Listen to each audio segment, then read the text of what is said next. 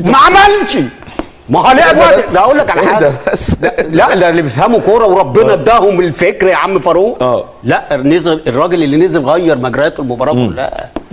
اللي قلب لك المباراه مين؟ ما المعلم بيلعب بقاله اكتر من 83 دقيقه ملوش اي تواجد على فرقته، والمدرب قاعد نايم.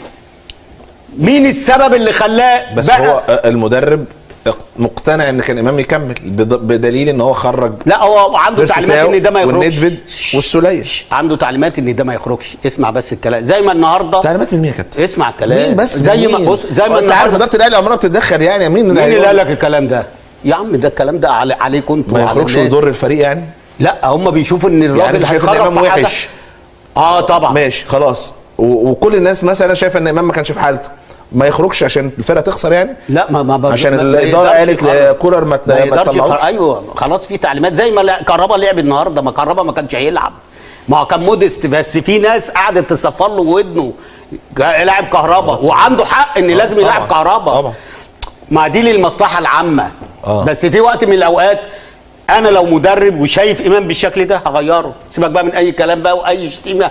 وخلي بالك الناس اللي كانت بتشتمنا كانت هناك النهارده، عشان ما حدش يقول لي قيم ومبادئ. كل اللي هم بيطلعوا يمسكونا في البرامج ويهاجمونا والكلام ده كله كان هناك. الدعوه موجهه ليهم. ما انا ما اروحش ليه زي الناس بقى. لا دي دعوه كابتن وكل. لا يا حبيبي، ما انت مع الدعوه دي للناس اللي هي كانت بتهاجمه.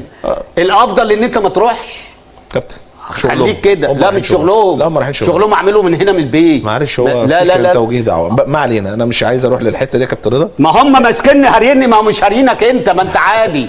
ما انت منهم عادي. لا بتهري برضه، ما عنديش. لا يا حبيبي والله بتهري. لا يا حبيبي بس انا بس عايز اقول لك ايه. ما حدش بقى يتشدق بالمبادئ والقيم، وكنتوا بتطلعوا تهاجموه وتقولوا احنا خط احمر واحنا خط اسود واحنا خط متنيل بنيله، وتيجي النهارده تروحوا تقدموا الولاء والطاعه. طيب